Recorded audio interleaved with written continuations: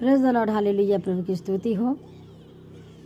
क्योंकि यहोवा दृढ़ता के साथ मुझसे बोला और इन लोगों की सी चाल चलने को मुझे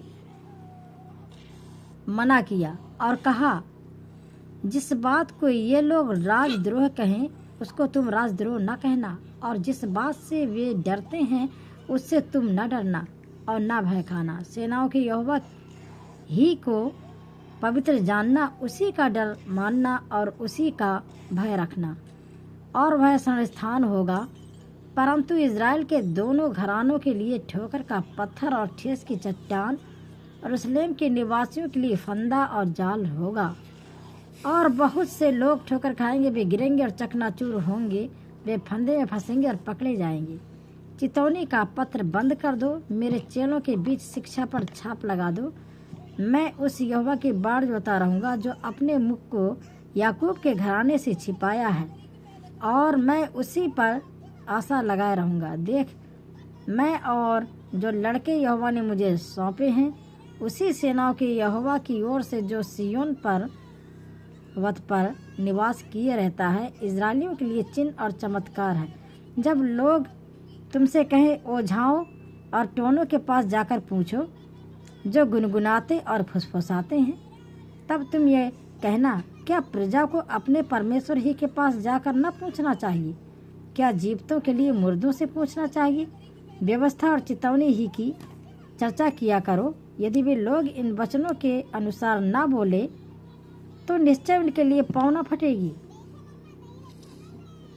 वे इस देश में कलेशित और भूखे फिरते रहेंगे, और जब वे भूखे होंगे तब वे क्रोध में आकर अपने राजा और अपने परमेश्वर को साप देंगे और अपना मुख ऊपर आकाश की ओर उठाएंगे। तब वे पृथ्वी की ओर दृष्टि करेंगे,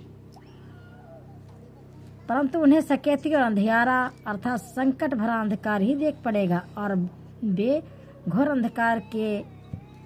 अंधकार में ढकेल दिए जाएंगे। तो अभी संकट भरा अंधकार जाता रहेगा। पहले तो उसने जबूलून और नप्ताली देशों का अपमान किया, परंतु अंतिम दिनों में ताल की और यरदन के पार की अन्य जातियों के गलील को महिमा देगा।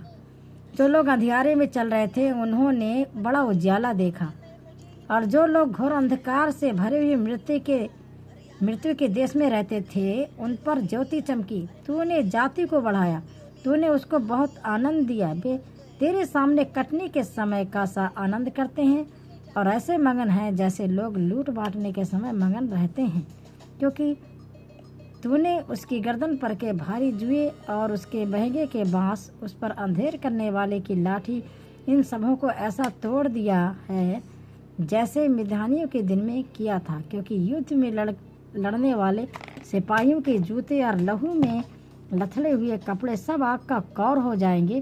क्योंकि हमारे लिए एक बालक उत्पन्न हुआ, हमें एक पुत्र दिया गया है, और प्रभुता उसके कांधे पर होगी, और उसका नाम अद्भुत, युक्ति करने वाला, पराक्रमी परमेश्वर, अनंत काल का पिता और शांति का राजकुमार रखा जाएगा।